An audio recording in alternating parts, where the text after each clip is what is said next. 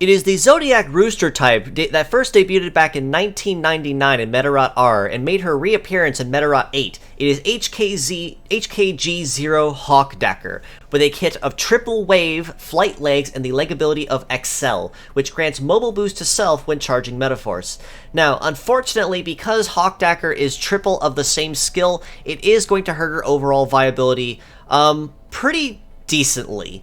Wave is honestly a pretty solid attack though, as it does debuff the enemy heat and cool by about 25%, and I believe it inflicts no defend. If not, don't defend, no evade, so maybe for guaranteeing that that attack is going to land, or guarantee that the hit will be a critical hit, Wave is honestly pretty solid to make use of, but again, because she is a triple kit of the same move, it does make her a little redundant if you have to use her as a pure set. Flight legs, of course, will have the naturally high mobility on most terrains, but the leg ability of Accel allows her to move even faster on turns that she decides not to use an attack, which means she'll be zipping back and forth relatively quickly once you get her up to speed.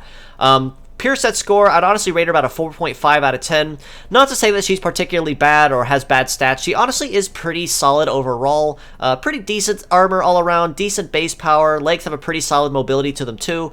But again, being triple wave does honestly hurt her viability, as she is redundant in three different skills.